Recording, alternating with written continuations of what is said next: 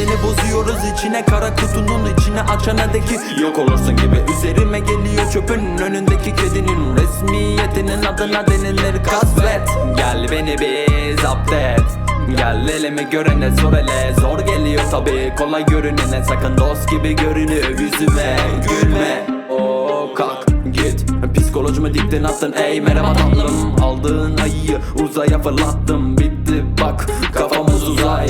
Kaldım yine bir başıma, üstüme bak tarzım değil amca. Retro benim bak sokakta tarzım, keko değilim ama arada bir lazım. Emro atakta bak yine gol, kale boş olsa bile atarım gol. Kapatırım kepenki türbünde yerimi, ayırdım oradan izlerim kendimi. Hayatta yarışmam, yaşamına karışmam, elime emaneti takarım yanaşma. Koskoca dünyada bu benim atışmam, poligon yok ama kafamız bom bom.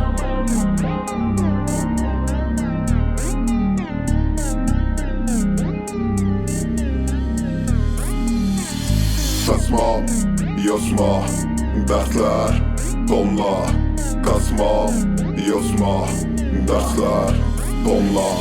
Dostum hani bana hey hey hey hey, dolu bir kumbara ver istiyorum yat kat, yapıyorum çat pat, arkana yaslan verse'lerim bir blok. Dostum hani bana hey hey hey hey, dolu bir kumbara ver istiyorum yat kat, yapıyorum çat pat, arkana yaslan verse'lerim baseline. Oluyorum Tesla, minnetim asla, kapama rastla, dolu bir yosma, yükselen libidom, geçmişim domino, her zaman var bir yol arada kalmıyor. Kafamın içinde var bir düşünce, geçiyor içince, yaşıyorum kendince, çalışıyorum peşine, olamıyorum klişe hey hey. Best bu first class lifestyle hep palas, bu çocuklar yaramaz, kimseyden kaçamaz. Tinky winky para bas baby çünkü zaman az, dinliyor musun bas bal rahat ol ben kaçmam.